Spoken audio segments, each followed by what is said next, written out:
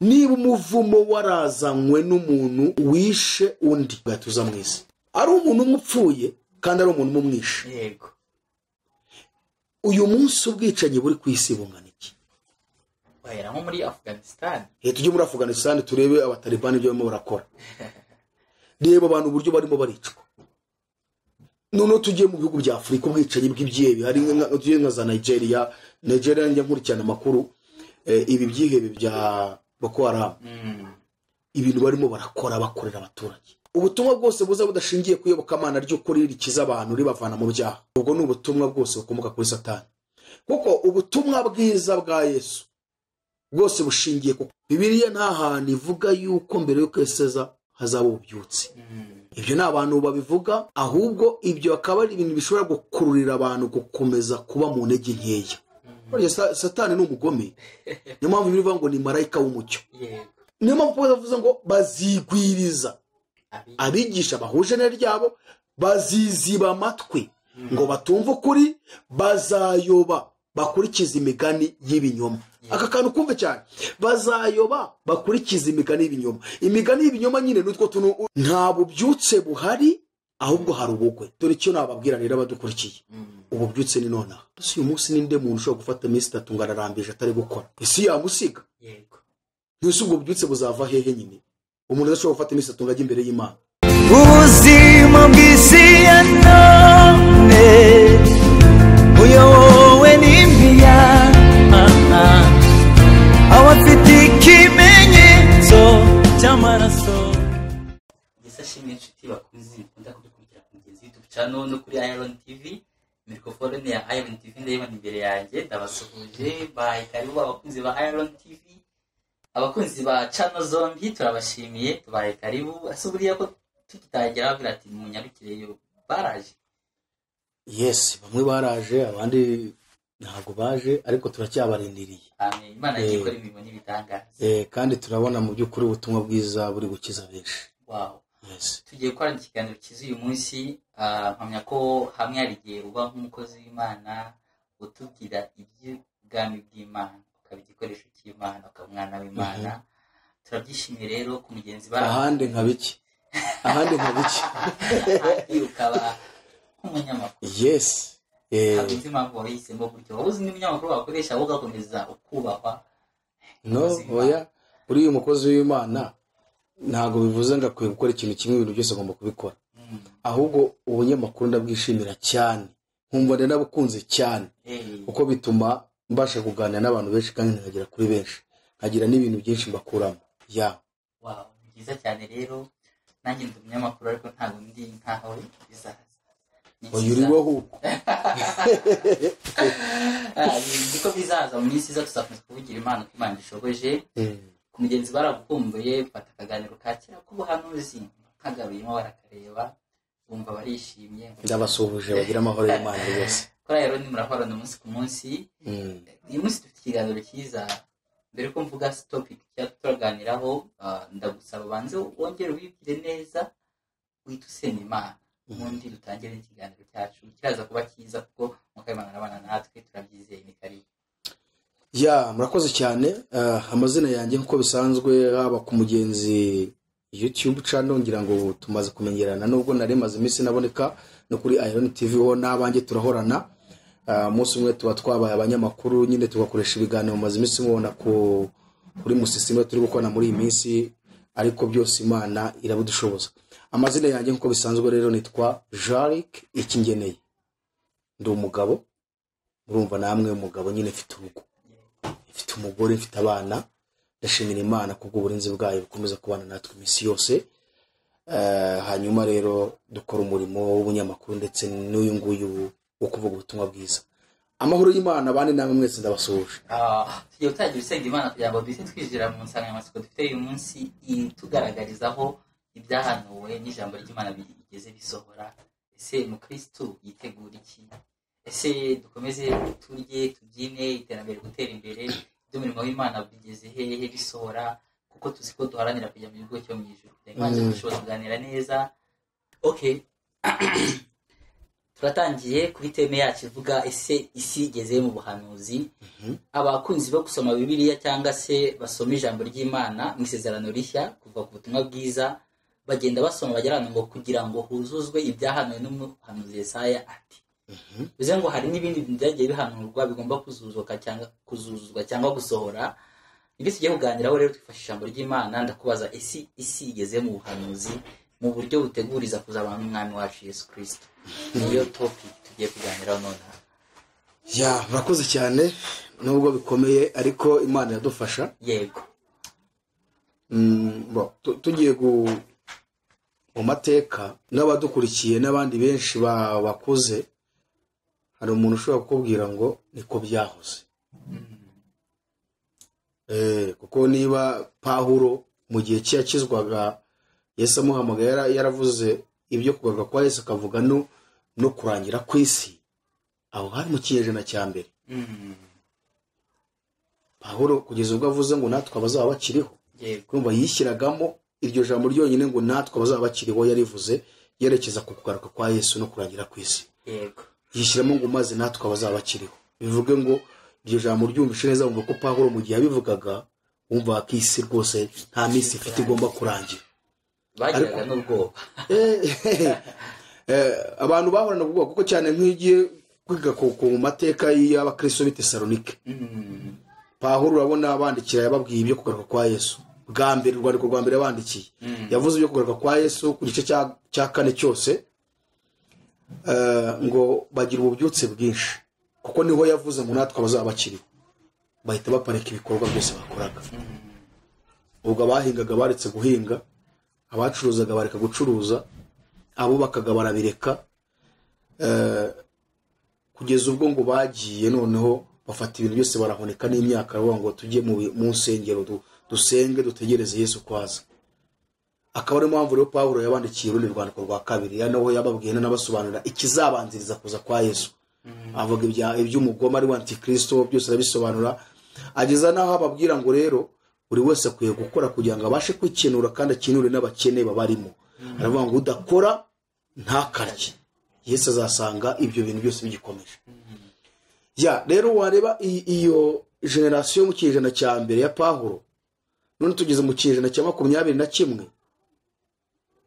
Ayo mageneration yose yagiye atambuka, hari abantu bagiye bahaguruka bavuga ngo isi irarangiye, Yesu aragarutse, bagatanga n'ibimenyetso byinshi. Abo muri iki kinyejana rero kubivuga ibi bintu birakomeye kugira ngo bibumvishe. Yego. Kubera n'amateka yacu kumbuye, bo bahita bavuga yuko ibyo ngibyo ariko byahoze. Ariko na Petero niko yavuze. Petero yaravuze ngo imikorere y'umwanzi ya Satani ni uguhora yumvisha abantu ko ariko byahoze. Generation ni yabayeho ivaho. Hari abavuze ngo isi zarangira. Isi yarangiye hehe? Noneho wareba mu kigiterambere ryo ririhuta cyane, isi irimo kugenda iryoha cyane. Rero niyo mpamvu navuze ngo biragoye kubivuga, ariko kubw'umwuka wera birashoboka ko abantu babyumva. Icyo tubona cyo nuko dukurikije yaba ibimenyetso ko byagiye bivugwa na Yesu, haba nabo bahanuzi ba Yeremiya, ba Ezekiyeli, ba Hoseya, hari ubuhanuzi bukomeye bagiye bahanura bwinshi buzaranga igihe isi zabigeze ku iherezo. Hari n'abajya bavuga ngo rero imperuka y'umuntu ni uko bapfuye, ngo nta yindi mperuka izabaho.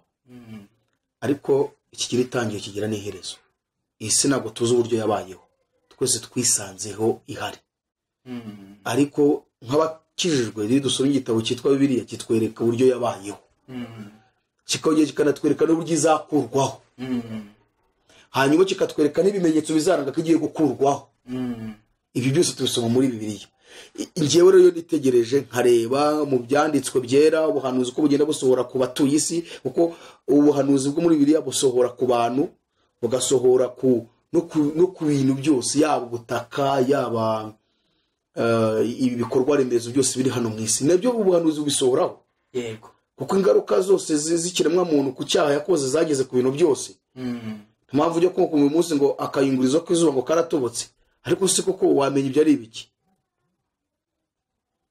Ariko nanjye nakurikirana muri iki gihe nkabona amapfa ariho uyu munsi, ntabwo ariyo yabaye nko mu mwaka wa za 90 na yego kuri za 80 na. bivuze ko iyo tugiye mu mateka ibintu bigenda bisaza Birashaje ahubwo bigeze kure. Ikintu naheraho ni ubutaka. Ubutaka burashaje kuko umwero w'ubutaka bwahoranye si uyu munsi bugifite. N'uyu munsi urebe kubera tekinoloji nyine ubwenge nkuko Daniel yahanuye ko mu isi mbere ko ubwenge bwa benshi buzagwira. Kubera ko ubutaka bwashaje ikiremwa muntu kiri kwiga ubwenge bwinshi bw'ukuntu cyabubyaza umusaruro. N'impamvu haza aya mafumbire yose bagenda bashyiramo kugira ngo gusharirwa k'ubutaka bugabanyuke bubashe kwakira imyaka yeri. yego Ibyo bigaragaza gusaza k'ubutaka rero. Ariko se kera abantu babanzaga guhinga mbere ko bahinga babanzaga gufumbira. Ibi byose birimo kugenda biza byerekana ko isi iri kugenda isaza. Hari igihe tuvuga gusaza kw'isi ugasanga abantu bibanze cyane ku bantu gusa, ariko si abantu gusa ahubwo n'ubutaka nabwo bumaze gusaza. yego Akantu njya nkunda kagarukaho cyane, isi yahuye n'imivumo igeze kuri 3. Umuvumo wa mbere ni umuvumo wazanywe na Adamu. niwe wa mbere. Yes. Itangiriro igice cya 3 uhere ku murongo wa 16. Imana ibwira Adamu ngo dore uzaniye isi kuvumwa. Kuko iyo mpamvu uzarya ibivuye mu butaka uba wabanje kubiruhira. Urumva umuvumo wa mbere ni Adamu na Eva bumviraga inzoka bakumvira Satani. Umuvumo wa kabiri ni umuvumo wazanywe n'urupfu. Ubwo Kayini yicaga nde Abeli. Nabwo Imana yongera amubwira ngo icyo wakoze icyo ni iki, dore amaraso muri umuntu waranakira he, kubw'iyo mpamvu dore uzaniye ubutaka none kuvuma. Ubwo se urumva byonyine dufashe nk'imivumo ibiri wenda uwa gatatu tubihoreye. Niyo mpamvu ubutaka kugeza n'uyu munsi uko imyaka igendeza yego niko burushaho kugenda busaza. Ariko kandi icyaha Kayini yakoze ntabwo kigeze gihagarara. Niba umuvumo warazanywe n'umuntu wishe undi, umuvumo ugahita uza mu isi. Ari umuntu umupfuye kandi ari umuntu umumwishe. yego Uyu munsi ubwicanyi buri ku isi bungana iki? bahera nko muri Afghanistan. Tujye muri Afghanistan turebe abatalibani ibyo barimo barakora. Reba abantu uburyo barimo baricwa. None tugiye mu bihugu bya Afrika ubwicanyi bw'ibyebi hari nka za Nigeria njya nkurikirana amakuru ibi byihebe bya Boko Haram. Ibintu barimo barakora bakorera abaturage. Jya hano za Somalia. Nara Kapodo hano Rwanda rwagiye gutanga umusaza. Yes. Jya hano nuza Mozambique. Ujukurikirana amakuru. Ndayakurikirana bivuze ko niba umuvumo warazanwe na incidence imwe y'urupfu rumwe rutewe n'umuntu umwe bikaba bikomeje cyane. Ni ukuvuga ngo umuvumo wa mbere wazanywe no kutumvira Imana. yego Kwa Adamu na Eva ntibita ku cy'Imana yababwiye. Baha agaciro icyo Satani ababwiye, batesha agaciro cy'Imana yababwiye. Umuvumo wa kabiri winjijwe nuko hajeho ubwicanyi. None uyu munsi abantu kumvira Imana n'ubundi biragoranye. Icya kabiri ubwicanyi nabwo burakomeje hirya no hino mu migabane igize isi. yego Urumva aho ubutaka butasaza ari hehe? Ndacyari ku kintu cyitwa ubutaka wambajije. Amaraso aracyameneka ku butaka mu gihe bwakiriye amaraso y'umuntu umwe witwa Abeli. None uyu munsi rukwakira amaraso y'amamiliyari y'abantu y'amamiliyoni y'abantu bari kwicwa ku isi. Abishwe n'amasasu, abishwe n'ibyuma, abishwe n'impanuka, abishwe n'ibiki. Ayo n'amaso yose ameneka ku butaka. Ni gute se ubutaka butagira ikibazo? Ubutaka rero iyo turebye tubona ko bumaze gusaza. Kubera amaraso akomeza kumeneka. Niyo mpamvu abantu bari kuhimba aya mafumbire za NPK n'ibindi byose kugira ngo babuzanzamure bubashe kweza imyaka. Urumva se butarashaje? Urumva ndi gusobanura rero gusaza k'ubutaka. Ariko nanone ugiye kureba ubona si ubutaka gusa, ibintu byinshi n'amashyamba n'ibiki byose. Ureba ubutayu biryo no hino ku isi. kumva ngo ahantu havuze ishyamba ariko ishyamba riracika kandi nta n'uwaritemye. N'amashyamba nayo yabihiwe n'ubutaka. Yego. Ntabwo ubutaka burimo kuyagaburira neza ngo nayo akure amere neza. Niyo mpamvu ubona hirya no hino bashishikariza abantu gutera ibiti. Nta no mu Rwanda nibyo bihari. Bivuga rero ngo nibi byose bimera Imana yamejeje ku isi nabyo bimaze gusaza. Yego. Kuko aho byakavomye intungabugingo yabyo naho harapfuye. Buri biti nabyo bigira ubugingo bwabyo. Nta kintu kitagira ubugingo Imana yaremye. Ibyo rero bigaragaza gusaza ku isi. Kandi noneho ugiye mu buhanuzi twereka yuko byanga byakunda mbere yuko yisaza. Ibyo byose isi izahura nabyo biturutse ku cyaha cyazanywe na mwene muntu. Yego.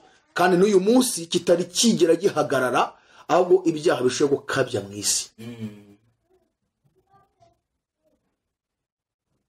Icyo ni kimwe mu bimenyetso biranga ko isi igeze ku musozo cyangwa se ni ubuhanuzi bwahanuwe kandi burimo burasohora uko byagenda kose.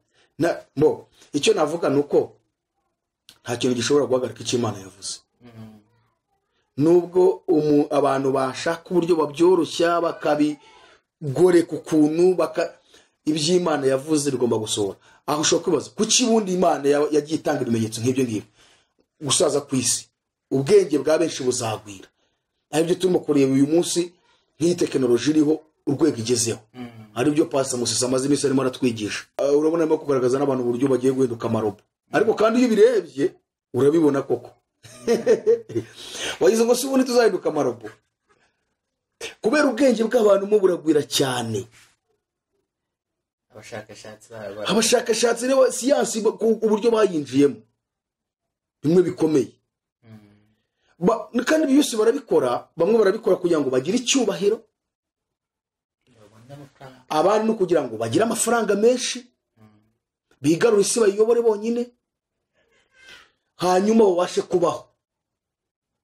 Niyo mpamvu ubona n'amarobo amaze gusimbura abantu, ariko bizarangiza none abantu baba bahindutse amarobo barimo gukora nk'amarobo. Rero mu bintu warumbajije ngo ese ni ibihe bimenyetso cyangwa se ubuhanuzi isi igeze ku buhanuzi bwahanuwe buzaranga ko igeze ku iherezo. Niba Bibiliya Yesu yaragaragaje ko isi ibintu byose bizayanga kandi Imana yabiremeyemo bikagira ubwo nabwo biyanga. Kuyanga nuko ubona birimo birasaza kandi bigasaza biyirimo. Nuko rero bigaragaza ko isi igeze ku iherezo. Turimo tuvuga uburyo abantu bapasevinga ibyo bushakashatsi. Benshi bari busy kugira ngo babone ibibatunga. Benshi bari busy kugira ngo bavumbure.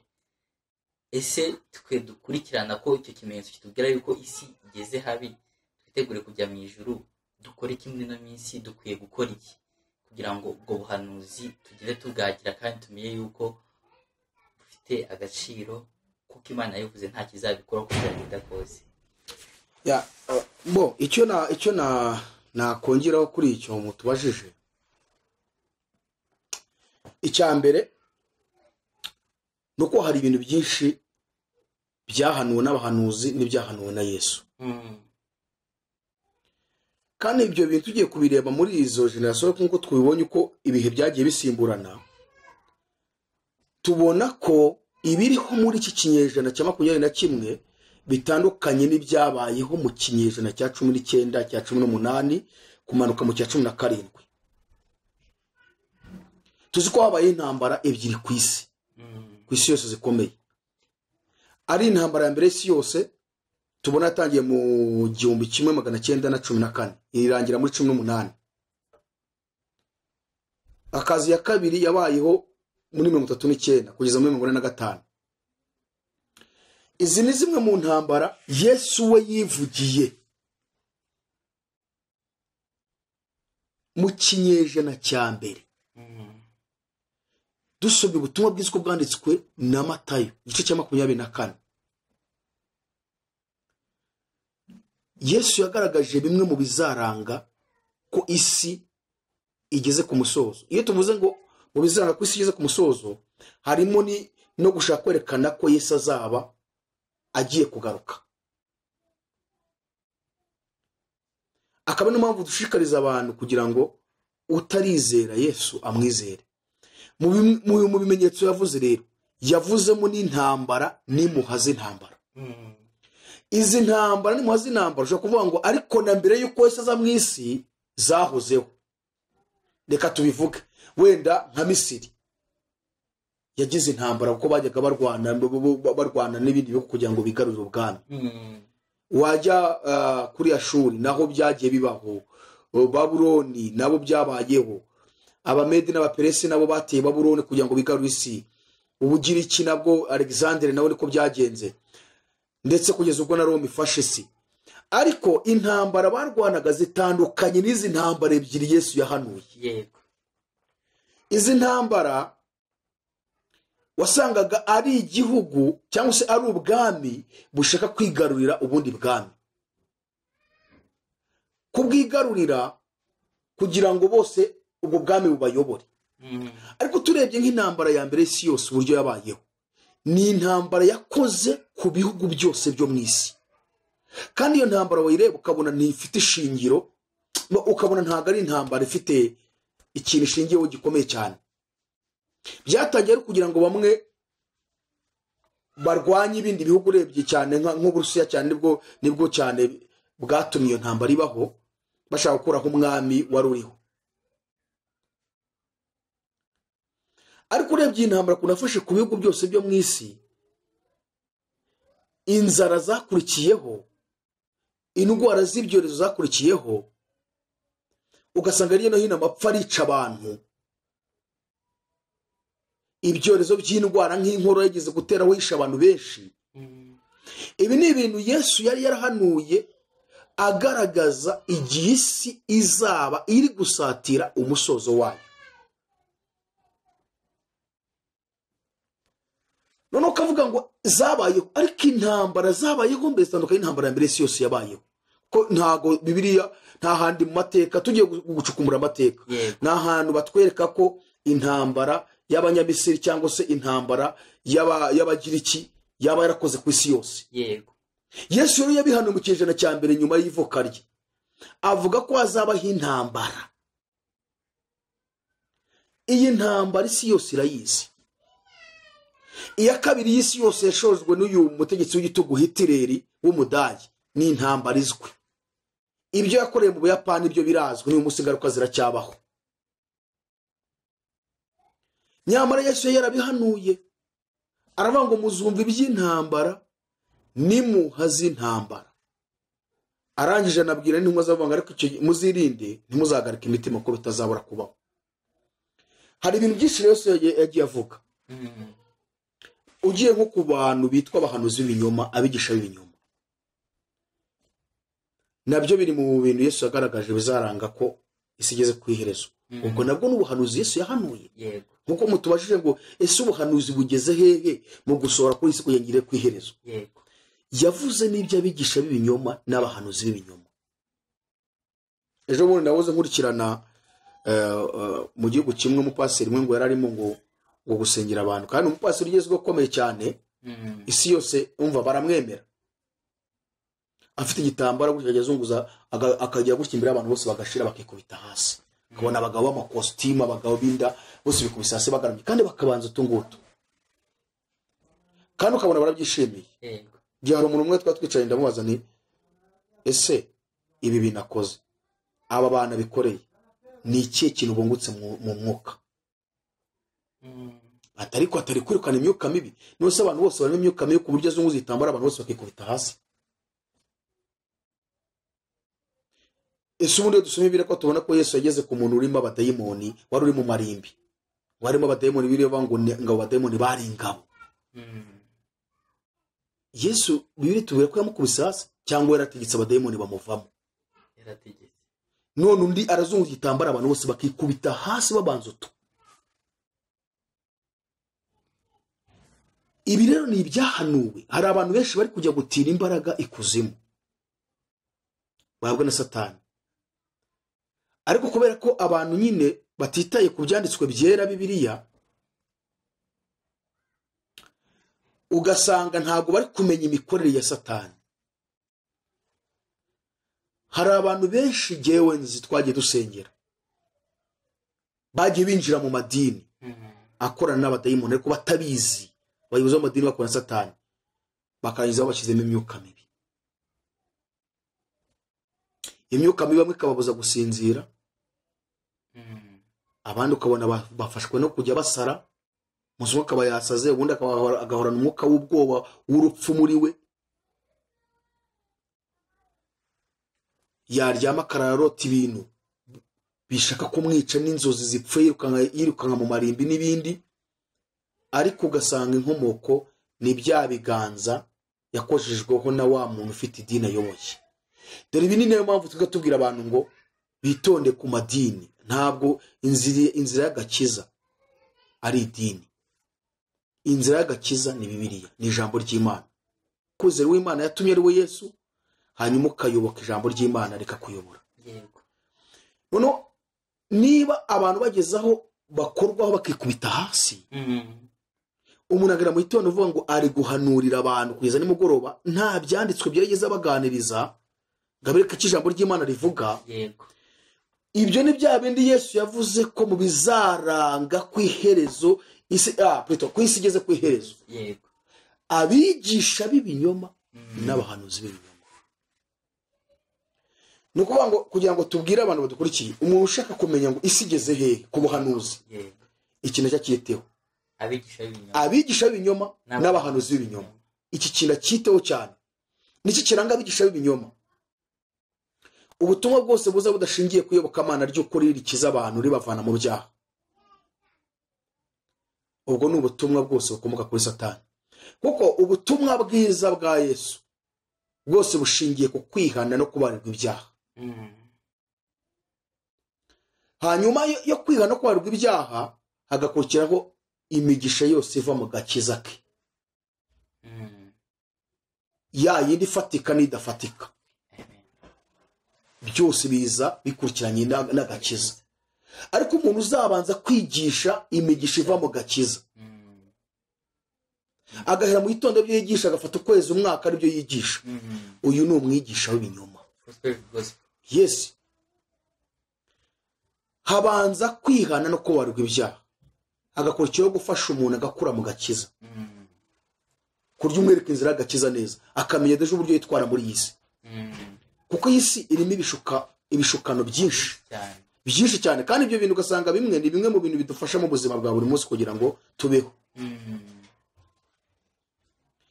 Bivuga ngo ugomba kwiga ubwenge bw'uburyo ibyo bintu bigufasha ariko utabicumuyemo. Rero ukuvuga ngo uyu mwigisha umeze utya aba ari umwigisha w'ibinyoma.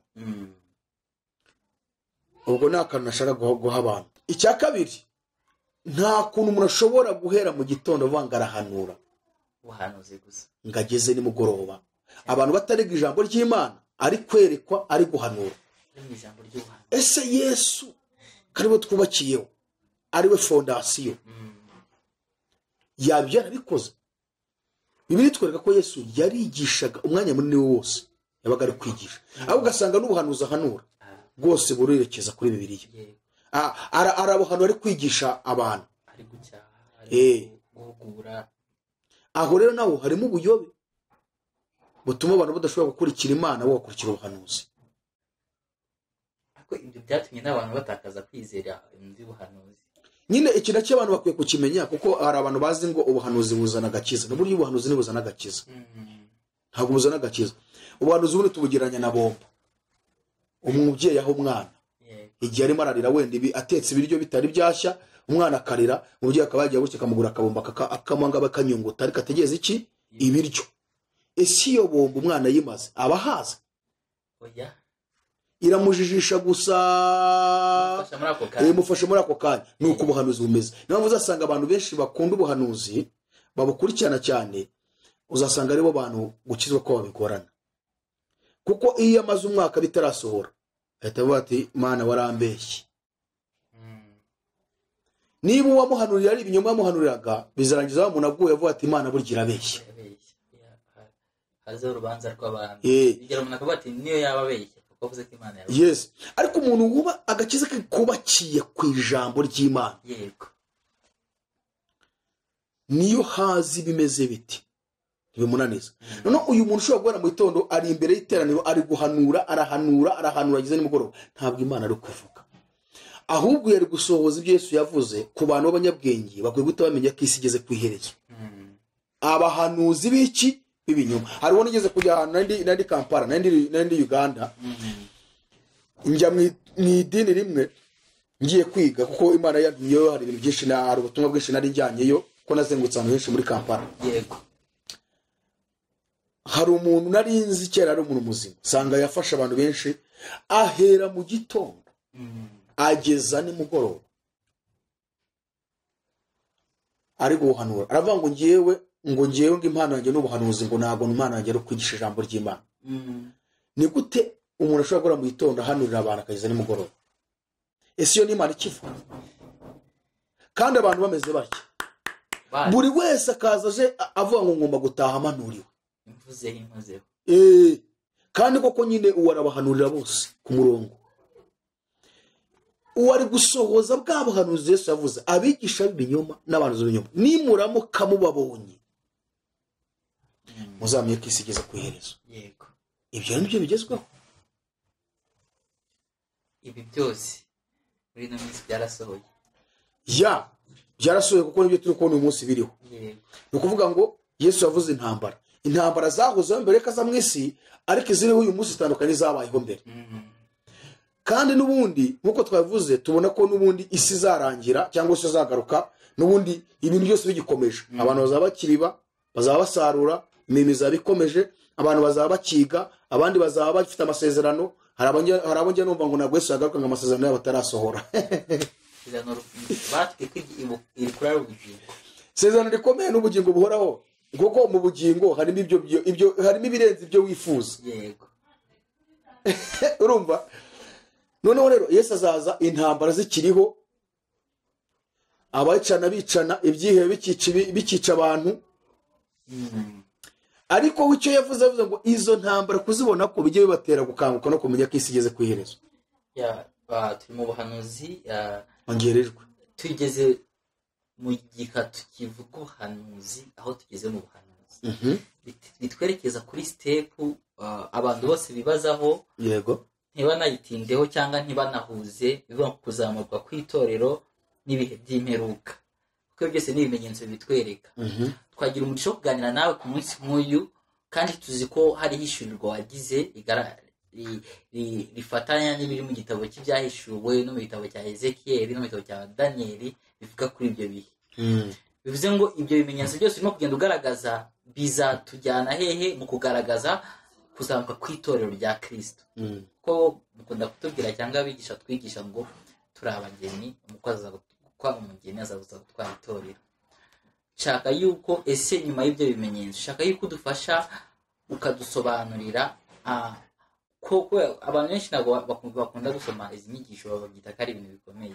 Ese itorero rizazamuka ibyo bimenyetso byararangiye cyangwa bizakomeza byerekane izamuke nyuma? Shaka kubihuza n'igihe cya nyuma. Tuzakomeza izo ntambara zizahoraho, abigisha bahoreho, aribyo itorero rijyanwa biratuganisha he? No, nyine urumva nibyo turimo turavuga, turi kwerekana ko Yesu ibyo yavuze ari nayo mpamvu abantu benshi bavuga ari kunambere byahozeho. Intambara zahozeho. Yego. Nimuhaze intambara zahozeho. Ariko kuki byavuzwe n'umwami w'ijuru n'isi? Kuki yabivuze nyine akabitangaho urugero kandi mbere byarahozeho? Niyo mpamvu bidutera kwinjira tukajya gucukumbura ngo turebe ese ko tubona ko na mbere yuko aza mu isi zahozeho ibyo byose byahozeho, uyu munsi bihari hari aho bihura n'ibyabayeho mbere yuko isi aza mu isi. Turareba tugasanga ibiri ku uyu munsi birenze ibya mbere yuko isi aza mu isi. Akaba niyo mpamvu dusobanuye ko Yesu kuza kwe ntabwo azaza ari uko ibyo bimenyetso byarangiye. We icyo yabikoreye kugira ngo bikangure abantu, yabikoreye kugira ngo bikangure ikiremwa muntu. Yego. Kuko tubonye ko azaza ibintu byose bigikomeje. Yesu azaza ibintu bigikomeje, izo ntambara zaba zigihari. Yego. Abantu bazaba bakicana rwose, kandi abayiga bazaba bakiga. abarongoroza baba bakirongora, abantu baza bakibyara, abandi bitegura kuri indege ngo bajye ahandi, abandi bitegura gusohezwa amasezerano, ubuzima buzaba bugikomeje, ibi byose bizaba bigihari. Yesu icyo yabivugiye we yabitubwiye kugira ngo ahubwo uzaza bibona ajya aba maso, ariko ntazaza byahagaze, bizaba bigihari, ibyo bizakomeza bizaba bigihari. Ariko Yesu akaba yavugiye kugira ngo ahubwo buri wese ubibonye bimutere kuba maso, bimutere gushaka Imana, kugira ngo igihe Yesu azazira cyose azasange uwo muntu yiteguye. Kuko Yesu niyo mpamvu intumwa zamubaje ngo none se ubundi uzaza ryari, niki kizatumenyesha ko ugiye kuza? Avuga ati yaba jyewe ntabwo mbizi, n'abamarayika ntabyo bazi keretse Imana yonyine, Data wenyine niwe ubizi. Ariko ngiye kubaha ibimenyetso nibwo yabyinjiyemo byose. Yavuze intambara, impuha z'intambara, inzara, indwara z'ibyorezo, imitingito, avuga urukundo kuntu ruzakonja, agera no ku rwego rw'uko abantu agaragaza ko abantu bazareka Imana, abantu bakayimura. Iri jambo rirakomeye, ni ijambo rikomeye cyane abantu batari bumva. Ijambo kwimura, uvuga ngo aho hantu higeze kuba Imana barayimurira hava, icyo kintu barakimura kirahava. Maze Fabrice ibi kumuna kubivuga, ubundi ubutumwa bwahereye hehe? Ubutumwa bwiza aho bwatangiriye babwigisha. Yes. Si Yesu kuva kera ubutumwa butangira kuvugwa bwatangiriye mu kihe gihugu? Tugiye muri geography, history, amateka. Amateka y'itorero nyine, ubutumwa bwatangiriye mu kihe gihugu? Muri Israeli. Yes, muri Israeli, mu burasirazuba bwo hagati. Uyu munsi dore hano mu Rwanda burahari. Muri Israeli ubutumwa buracyariyo, Imana barayimuye. Kandi Yesu yavuze ikimenyetso gikomeye kizaranga ko isi igeze ku iherezo, nuko ahantu Imana yabaye bazayimurika hava. Iyo dukomeje kureba tukabona tukajya hano muri nuza muri Turukiya, hano h'amatorero 7 yarari amatorero 7 yo muri Aziya ntoya, hariya habaye ubukristo mu rwego rwo hejuru, hamanutse ikintu cyitwa umuriro ukomeye w'agakiza. Turukiya ni iki gihari? Waba ukizi? Ubu ni Isilamu gusa ihari. Ku bantu babizi neza Isilamu, ubu Turukiya ni ahantu hari Isilamu imwe. Ejo bundi twabonye papa anagiye kubasura, baramwakira. Isilamu yibereye muri Turukiya, Isilamu ihari, ntabwo Kristo buhari. Ubuhari ntabwo wamenya ko buhari, uzasanga ari babandi bihisha. Mu gihe muri cya cyejera cya mbere, cya kabiri, cya gatatu, kugeza mu 1000 kuko Kristo bwahavuye mu 1000, mu 1250 nibwo Isilamu yafashe Turukiya. Witwa Muhammad niba ari uwa kabiri. Uwo Kristo burashira, ubu ni Isilamu gusa barayimura. None wareba ukuntu ubutumwa bwikubise ahantu hose. Za Amerika mu 1730 kuzamura hejuru hari ububyutse bukomeye. None Amerika nibo bari kwemeza ubutinganyi, barabisinye, barabyemeje. Rebo ibintu bikorerwa muri Amerika, ubusambanyi bw'indengakamere buriyo, nyamara Imana yarahabaye. Ariko ibi tubivuga ndushatse kwerekana ko nibuza atabuze bakiya bahari, nta bapfira gushira. Barahari, ariko ni bake ukurikije uko ugeneralije icyo gihe byari bimeze. Bivuze ngo ubu ahubwo igihugu cyose cyakunze kwa bose bari. Ubundi Amerika yakaba ari umuriro za Israel. Yes, Israel yakaba ari umuriro. Imana ihari ku buryo abantu bashaka Imana bajya kwishakira muri Israel. None turi kujya ahubwo tujya kwiga amateka y'ibyahabereye. Aho Yesu yacaga.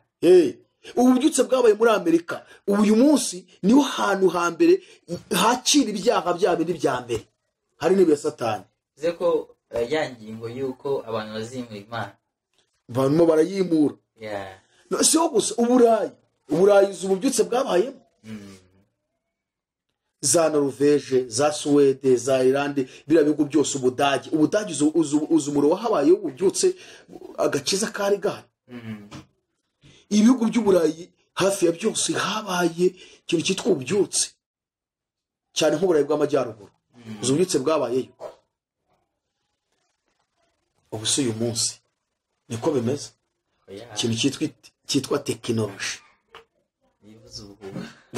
nivuze ubuhuha, insengero byararangiye, zimwe zahindutse amasuperimaje, abandi urumva noneho urashaka no kuvuga Imana ku mugaragaro bakakurwanya. Ibyo ni imyizerere yawe ku giti cyawe, bigumane n'ukabigisha n'abana tikiza bageze ku rwego ruko banabuza n'abana bawe kubibigisha. Je nabuze ngana n'umuntu umwe uri muri France arimo arambwira ukuntu abana babo ku mashuri ngo bagira igihe cyo kubashyiramo ibintu by'amafilime. Ayo mafilime abana bakajya baza bakarara barota bashikagurika, noneho ngo bari barayobewe igituma abana babo basiga bahura n'ibyo bibazo.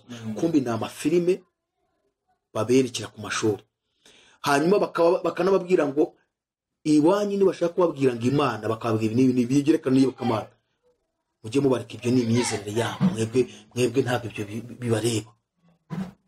Babikuye rero, bari kuri televiziyo mu nzu, iyo filime itambuka kuri televiziyo y'igihugu, babana bahita bayivuga mu izina banishimye cyane. Ababyeyi ngo bayirebe ubona ni igifilime gihahamura giteye ubwoba. Barabaza si iyi mwabimenye ati niyo ku ishuri batwereka. Kumbi niyo mpamvu ubwana burabuhubagurika bwikanga, kandi bakarangiza bababwira ngo ababyeyi baboneka ntibakabateremo ibyo imyizerere yabo, ngo ibyo ni ibyabo, ntabwo bibareba. aho ni isigeze. Noneho rero ukuvuga ngo ububyutse mu Burayi bwabayeyo, ububyutse mu Burayi bwabayeyo bwinshi, ariko barayimuye, nta Mana ihari, isigaranye umwe. Aziya uzi ubutumwa bwavugiweyo, ba Filipo bariya bose bagiye bazengurutse Aziya, Pawulo yazengurutse Aziya, none ntabwo mu Afghanistan ko bimeze. Uzi ububyutse bwabaye mu Buhinde, none ni Buda gusa basenga, bafite Buda ni nuzane y'Abashinwa, basenga ikigirwamana cyitwa Buda, sibyo? Abahinde bafite ibigirwamana byinshi basenga byinshi. Ejo bundi numvishe umukozi w'Imana umwe yagiyeyo, bamutumiye abakristo baho bariyo bihishe nyine batagaragara neza, baramubwira ati nuza rero ntuzazane Bibiliya, uzakoresha iyacu, kuko basaka Bibiliya kurenza uko basaka intwaro. Yafashwe ate rero? Yafashwe bamubonyemo nuza invitation yatumiweho, si hese ajyana, si yatabawe n'igihugu cy'u Rwanda, sahamagaye kuri ambasade, birarangiye bari bagiye kumwica, kuko musanganye invitation imutumira kuza kuvuga ubutumwa bwiza. Nyamara ububyutse bwarahabaye, barayimuye, nta Mana ihari. Ibyo byose ni bwa buhanuzi Yesu yavuze, nibamara kumwimura nibwo azahera akagaruke, isi izaba iri gusatira iherezo. Ubuhanuzi bugezeyo busohora ku birebana no kurangira ku isi, ubwahanuwe na Yesu, ubwahanuwe n'intumwa, bigeze hehe? Pawulo we yabyinjiyemo byinshi, arabivuga byinshi. Tugiye nko mu byo yandikiye Timoteyo, nko mu rwandiko rwa 2 yamwandikiye ibice 3, yamubwiye ngo umenye yuko mu minsi y'imperuka hazaza ibihe birushya. Ibyo bihe birushya rero ni ibihe? Yavuze ibintu bigeze nko muri 18. Yavuze ngo icyambere, abantu bazaba bikunda. Ese Fabrice, tugiye kureba n'abadukurikiye mwese, haba kuri Iron TV no ku Mugenzi TV, muri iki gihe abantu barikunda? Gusa ko bikunda bakikunda. None se tugiye gusesengura twinjira mu mateka y'igihe cyashize, wagize nko abantu bikunze uyu munsi niko mbere bikundaga? Urugero nago ngiyewe nkurikirwa n'abana inyuma yanjye, hari abana ndumva ari 6. Abo bose mama yababyaye ndiho, nakuze mbona aho mama abyara umwana agasurwa n'abantu batamuzi. Banejejwe n'iki? Banejejwe nuko hari undi muntu nkabo uje ku isi. Abazana ibitoki bahambiriye mu ntuza mu makoma, yego, abaza bahetse inzoga ku majerekani, abaza bahetse ubushera, abaza bitwaje ubututu ngo baje kwita umwana, igihe twabyita ngo ni ubunyano mu gihe cyo kwita umwana, abaza bitwaje ibigage, abandi bakaza bakurura ihene zo kurya. Bagiye batumirwa n'abazi umuryango w'iwacu, abantu bakaza bishimye kuko hari undi muntu wavutse mu isi. yego, Ibyo nabibonaga uburyo abantu kanivugira abanyarwanda uburyo babayeho, nubwo hatari habuzemo abakome mu mitima yabo. Ariko njye nakuze mbona imiryango ibana neza. nanjye ubwanjye mu gihe cyanjye cya kera wagiraga umushyitsi ukajya ku ruhande akaguhereza icyo guteka, akagenda akaguha ibishyimbo baba ubizanye wahita isubira inyuma, nyine byasubiye inyuma. Nyine urumva aribyo navugaga. Yego, Ni ukuvuga ngo uyu munsi buri wese ni nyamwigendaho. vraiment, Buri wese ari gucunganwa n'izamuriye kugira ngo arebe ko yabaho. yego, Urasura umuntu uyu munsi agatabarira akavuga ati yarantunguye mu byo nabaze mu byo kurya by'uyu munsi, ntabwo we yararimo. ntabwo ari muri Bije ntiyararimo. Akakuganiriza yagupfa isoni akavuga ati ugira umugura agafanta kakandi ka 100 ndetse najyande rya 700, ukakamwa akaguherekeza. Mu gihe kera twasangaga ibiryo bipakiye aho ngaho bya bitanandi bakagutekera ukarya. Ubu abantu bari mu mibare imwe irenze. Nje nakuze mbona umuntu yararwaraga abantu bakaviriye bakaza kumuheka mu ngobyi. cyane, Bakamushyira mu ngobyi abagabo 4 bafite n'abandi bari bubasimbure, kandi basanga abo bantu bamuhetse nta nubwo baziranye, ahubwo ni umuntu babwiye ati umushuti wanjye yarwaye. Bakaza biruka bakamuheka. Icyo gihe amavuriro yabaga ari kure cyane atari na hafi, bakagenda bakamujyana nko mu birometero birenga 100, bakirirwa bagenda umunsi wose bahetse umuntu. bagiraga uwo muntu. Uyu munsi none imodoka zaraje siko bikimeze, kandi noneho ubwo uyu munsi bakaba ari bwo kubikora cyane ko none imodoka zihari. Noneho so kumuheka ku bitugu, noneho no kumutwara imodoka mutwara, no gutumiza imodoka gusa. yes. Noneho iyo tugiye no hino ku isi rero uritegeza wareba situation abantu mu isi bahagazemo. Yego, Buri wese arikunze kurenza ikindi gihe cyose. Paulo yaravuze ngo abantu bazabikunda, arongera ngo kandi bakunda impiya. Impiya ubwo ni amafaranga, bayita money. Abantu uyu munsi barakunda amafaranga kurenza uko bakunda abandi bantu. cyane, Niyo mpamvu usanga umuntu akugambanira akakwicisha kugira ngo atunge amafaranga. yego, Uveho upfe ariko wabeho. Kirarese uko byari bimeze. yego, Turi kubireba hirya no hino ku isi. N'ibindi byinshi yavuze uzabikunda, bakunda impiya, birarira, bibona, batukana, batumvira ababyeyi babo, indashima, batarabera, badakunda nababo, batuzura, babeshyirana, batirinda, bagira urugomo, ngo bagambana ari ibyigenge bikakaza, bakunda ibanezeza aho gukunda Imana, bafite ishusho yo kwera ariko bagahakana imbaraga zo kwera. Nibyo Paulo yavuze.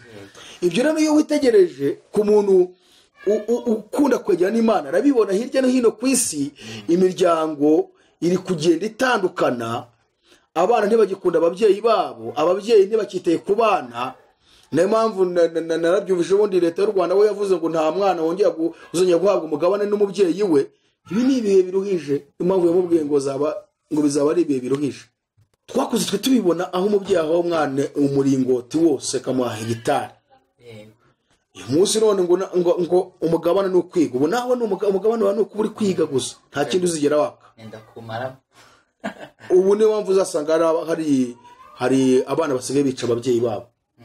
Kuba ati n'ubundi nta kintu yari kuzamara reka mwice mbitware bibi byanjye. Ibyo birongera ubwicanyi nabyo. Ariko gutuma umubyeyi atabisangira n'umwana warimo kubyina ava amagenda, undi none ari kubyiruka, yabimuhaye ubundi njye nk'ibishoboka n'abana byose ndabiguhaye ngenera. kuko muri ejo ngenda avamo ngende ari wowe ubisigarana kandi no mu busaza bwanjye ushobora no kuntunga kandi nkabaho neza. Icyo ni ikibazo. Ibyo byose ni bizaranga, ni ibyahanuwe bizaranga kurangira ku isi. Nibyo tuhagazemo. None Fabrice urumva isigeze hehe nyine nko kwabimbajije ubuhanuzi kugenda burangira. Warumbajije uti none se Yesu azagaruka byararangiye cyangwa bizaba bigisohora? Bizaba bigisohora ahubwo binarengeje uko noneho byasohoye mu myaka ishize. Intambara zaba zirushaho kugukara kurenza ikindi gihe cyose. Inzangano zaba zirushijeho. Abantu kujarajara hirya no hino bashaka ubuzima bizaba bimaze kurenga. Ngira ngo urimo kubona abantu bano kupfira mu nyanja, abava muri bihugu bya Afurika bambuka ngo bajye i Burayi. Uburyo inyanja zirimo zirabamira. Kandi bamwe bakicwa n'abazungu bakabicira mu nyanja kugira ngo batamuka ngo basange i Burayi. Daniel yarabihanuye mu gice cya 12 kuva ku murongo wa 4. Yaravuze ngo abantu bazajarajara hirya no hino kandi ubwenge bwa benshi buzagwira. Abantu kujarajara hirya no hino ni ukugira ngo babeho. Ubu nta muntu ukifuza kuba yaguma mu Rwanda, ashaka kujya kuba muri Amerika ngo abeho. N'abandi bari muri Amerika bashaka kwiza mu Rwanda ngo babeho. Abandi barakumva ngo Burayi nibwo bwiza, bashaka kujya i Burayi. Abandi bakuva Burayi bazi. Abantu bakujajara kugira ngo barebe ko babaho. Nawe ukite kuba ngo nasiga umuryango wanjye, nta n'ukite ngo nasiga abana banjye. Ibyo byose ni ibyahanuwe n'ubuhanuzi buri gusohora. Burimo burasohora. Ntawe utabibona. Rero ntabwo bizahagarara, ahubwo bizakomeza, zizagaruka bigikomeje. Turimo dusobanukirwa yuko bizayikomeza gusohora. Yego. Kumva abantu benshi bavuga yuko mbere yuko Yesu aza hazabaho ububyutse bwinshi, ndetse no mu gihugu cyacu hazagira ububyutse bwinshi. Bivuze ngo ntabwo biza kuba tutoroshye cyangwa biza gusenya biriya. Byanga byakunda hari ikimenyetso mpuruza cy'ububyutse bagenda bakomoza aho ngo buzaba bwinshi. Byo hari icyo waba biziho. Okay, buriya buri wese avuga ibintu uko abyumva bitewe n'amarangamutima ye. Ariko njya nkunda kuvuga ngo niba abantu bashaka gusobanura ukuri kuzuye nibasome Bibiliya. Hanyuma ibindi byose bacukumbure bize nyuma, ariko basomye Bibiliya. Ku kirebana n'icyumbajije Bibiliya ntabwo ikivuga. Nta na gato bivuga. Bibiliya nta hantu ivuga yuko mbere yuko Yesu hazaba ububyutse. Ibyo ni abantu babivuga, ahubwo ibyo akaba ari ibintu bishobora gukururira abantu gukomeza kuba mu ntege nkeya. Satani ni umugome. Niyo mpamvu bivuga ngo ni marayika w'umucyo. Nawe yigira marayika w'umucyo.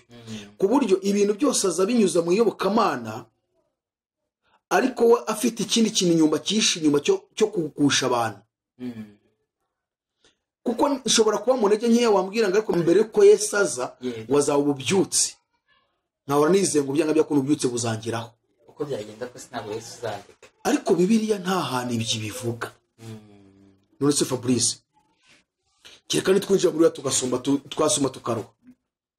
Ukurikije ibintu bya mbere tumaze kuvuga. Matayo 24, icyo gice cyose ni Yesu wabyivugiye ubwe ku giti cye. Mu bintu yavuze yavuze ibintu byinshi, ariko nafashemo ibintu bigeze kuri 7 bikomeye, ari nabyo abantu bitaho cyane. Icyambere nkuko nabivuze, yavuze ko hazaba ikintu cyitwa intambara. Mu bizaranga iherezo ry'isi bigaragaza ko agiye kugaruka. Intambara. Icya kabiri, intambara ni muhazi intambara. Icya kabiri, hazaba hinza. Icya gatatu, ibyorezo by'indwara. Icya kane, yavuze yuko hazaba imitingito. Icya gatanu, yavuze ko urukundo rwa benshi ruzakonja. Icya gatandatu, yavuze ko abantu bazimura Imana. Icya karindwi, yavuze yuko hazaba higisha ibinyoma n'abahanuzi biki b'ibinyoma. None Fabrice, hari ikindi yongeye ko nyuma yaho hazabaho ibindi? Ikindi, Pawulo mu rwandiko yandikiye Timoteyo rwa 2:3 kugeza ku murongo wa 5 barabitubwiye.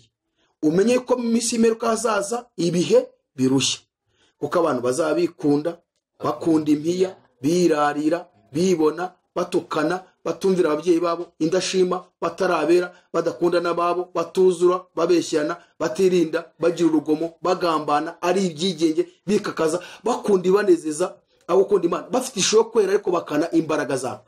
Pawulo avuze ko nyuma yaho hari ikindi kizabaho. Ari kuvuga ibizaba mu minsi y'imperuka. Iminsi y'imperuka ni ryari? Sobanurira. Iminsi y'imperuka izaba ryari? Kuva Yesu akigera. None bivuye ngo uyu munsi ni mu gihe cy'imperuka. N'ejo ni mu gihe cy'imperuka. Pawulo avuze ibizaba mu gihe cy'iki? Ubwo ni ukuvuga ngo iminsi y'imperuka yose ibyo bintu bigomba kubamo. Ububyutse buri he?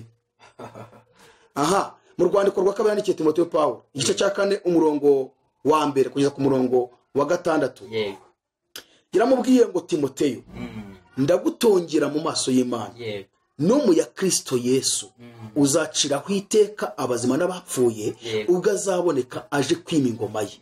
Ubwiriza abantu ijambo ry'Imana, ugira umwete mu gihe kigukwiriye n'ikitagukwiriye, uhane, uteshe, uhugure, ufite kwihangana kose.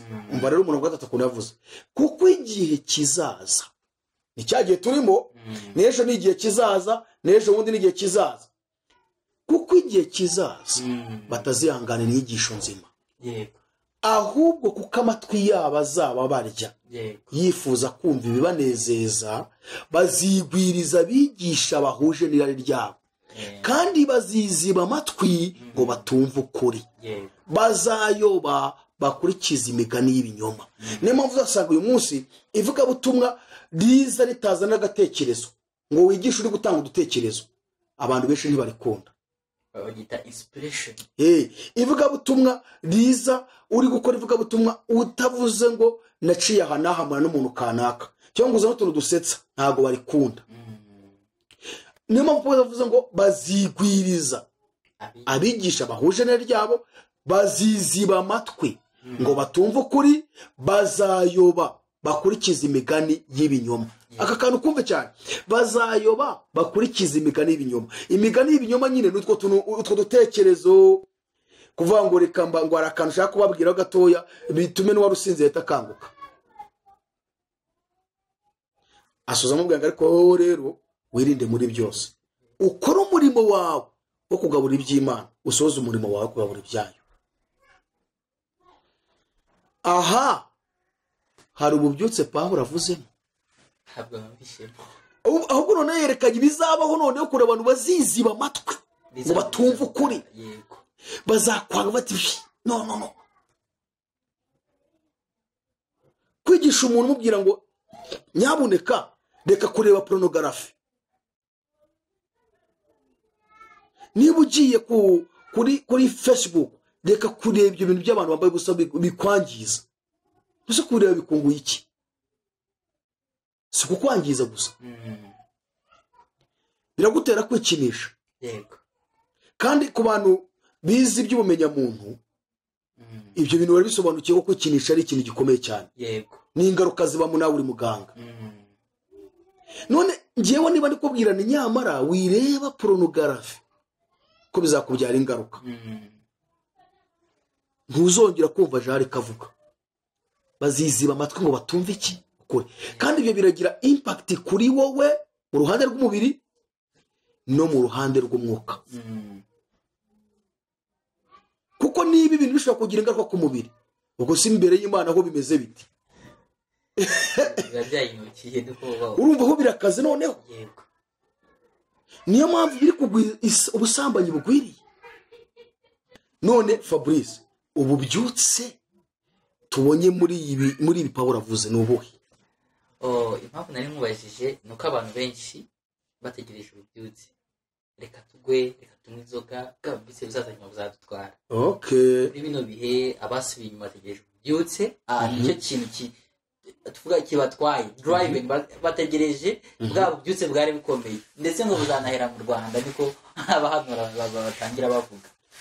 Nerekezaga rero ku kibazo kijyanye gutya, niba tubonye yuko nta bindi bimenyetso bizaza biduhwitura cyane, muri iki gihe dukora iki twitegura yuko itorero rizagira gute, rizajyana nyuma numara kudusohoza icyo twakora kugira ngo n'abari baguye wenda bagaruke. Nifuza ko hari icyo uza kudusobanurira mu minota itaza kurambirana turavuga mu musozo ni ibizaranga kugenda kwitora kuzamuka kwitorero. Hari bamwe bavuga yuko hazabanza umubabaro ukabije, hari abandi bavuga yuko iyo minsi Imana yayigabanyije tukaba tuzazamuka tugiye kwima ingoma y'imyaka 1000 gutyo. Nawe ushaka ko tuza kubyinjiramo, ariko kuko ari byo byiringiro byacu ngo bizaba byiza, nibyo twegamiye. Ntabwo twegamiye ku masezerano y'inzu cyangwa iki. Turabivugaho gatoya dusoza kugira ngo kuri iki kiganiro yongere kumva agaruremo ibyiringiro yuko azimana ingoma na Kristo, kandi ibyiza bizaba biri imbere mu bwami bw'Imana kurenza hano mu isi. Ni karibu.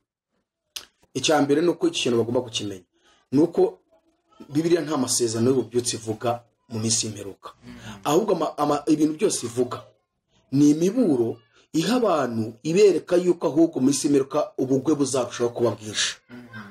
Abantu abigeze kugira Imana muri bo bazayireka, bitewe urabona nk'ubu isi ifite umuvuduko mwinshi, imiravuduka cyane ku birebana n'iterambere, sibyo cyane none rishingiye kuri tekinoloji. Siyansi yarazamutse, abantu bari kwiga mu rwego rwo hejuru kugira ngo babashe kujyana n'isi. Urumva, ari niyo mpamvu umuntu usa nk'urangara gato isi iramusiga. Yego, akaba ariyo mpamvu Yesu yabivuze n'intumwa zikabivuga zigaragaza uburyo abantu bazashaka umwanya wo guha Imana bakawubura kubera umuvuduko isi izabiriho. Fabrice, uriga ukaza no gukora ibi, hari n'igihe ubura umwanya wo kubikora kubera ko nabo bati nintinda gato isi iransiga, ngomba kwiga nanjye nkagendana nayo. Abatari kwiga ubuganga nk'ubwo wiga bari kwiga amateka, batari kwiga amateka bari kujya kwiga gutwara indege, batari kwiga gutwara indege bari kurikirana siyansi mu bindi bintu bitandukanye uvanyemo ibyo gutwara indege n'ibindi. Abantu kwiga ibintu byinshi kubera ko nibwo bwenge bw'isi. Umwanya rero niho uburira wo kwegera n'Imana, kandi ibintu utinze musa nabyo. Niyo mpamvu niba ukurikiranye isomo ry'ubuganga kuvuga ati ngiye kwiga iryinyo gusa, uzavamo uri specialiste ku birebana n'iryinyo, ku buryo abandi bose barinanirwa ngira ariko naza nkubwiye ndwaye iryinyo kambaza turwaye gute, nabivuga ugatumenya icyo ndwaye kandi abandi bose byabayobeye, kuko barabikurikiranye. N'abantu kugira ngo bagere ku rwego rwo kumenya Imana neza nuko bakurikirana ibintu by'Imana akabibamo cyane. None niba wajya gusenga ukabireka ugasoje muri Imana ukabireka, ibyo winjiyemo nibyo uzamenye cyane kurenza iby'Imana. None uyu muntu azagira ububyutse buvanye hehe? Buri ububyutse bwakabaye buhera ku bantu bakijijwe, none bakabujyana mu badakijijwe. None abakijijwe ahubwo barimo kubureka bakagwa. Ubwo no kuvuga ngo Imana izagenda ifata abantu mu muhanda, indaya abajura aribo baza n'ububyutse. Ubwo bubyutse se izo ndaya zizabwiriza abandi kandi abenshi ari abaguye. Uzi umuntu waguye kuntu bigoye kumubwiriza? Ubu se nerekwaga numvaga ijwi ry'Imana, nasomaga Bibiliya mbivuyemo, uzaza umbwire ngo ijwi ry'Imana ngo Imana irambwiye? Sabona ibyo ndabizi shabye wakana wegenda sha, ibyo twayabayemo mwana turabizi. Yego, nta bubyutse buhari ahubwo hari ubugwe. Dore icyo nababwira rero abadukurikiye, ububyutse ni nonaha. Ejo nta bubyutse buhari, ahubwo ububyutse ni wowe ku giti cyawe bushake. Kuko ntabwo tuzigira twongera kubona abantu. Kera nkisizwa ngewe nabonaga abantu buzuye mu nsengero, hahandi abantu bazaga bakarambya icyumweru cyose, ababyeyi bakazana abana bakajya babonyereza mu rusengero, abagabo bakajya mu kazi, amakositimu n'amashati yabo byose baryazanywe ku nsengero. Noneho bava mu kazi bakaza baza ku rusengero mu gitondo, bagakarabira ku rusengero bagasoma mu kazi, abagore bo bararambije aho ngaho. Ukabona n'ububyutse, Imana ikagitanga imbaraga, umwuka wera, abantu bagakira indwara, abademoni bakava mu bantu, bagasoza icyumweru cyose ari ibyo bintu barimo. Ari nabwo wabonaga urukundo mu itorero. Uyu munsi ninde muntu ushobora gufata iminsi 3 ngo ararambije atari gukora? Isi yamusiga. yego. Yose ubwo bubyutse buzava hehe nyine? Umuntu adashobora gufata iminsi 3 ngo ajye imbere y'Imana. None niba uyu munsi bimeze gutya, imbere ho bizaba bimeze bitese? Bizaba byararushijeho no kubona amasaha iteraniro uzajya mu 10 ryo kuri WhatsApp. Yes, tujye Burayi, abari Burayi diaspora mwese muradukurikirana, sibyo? Imana ibaha umugisha kandi ikomeze kubaha n'amavuta mu izina rya Yesu. I Burayi wagize ngo mu rusengero kujya ni igihe abacunganwa n'isaha, wibeshye unenzeho n'umunota umwe, kuko ahakora nabo niyo saha bamuhaye.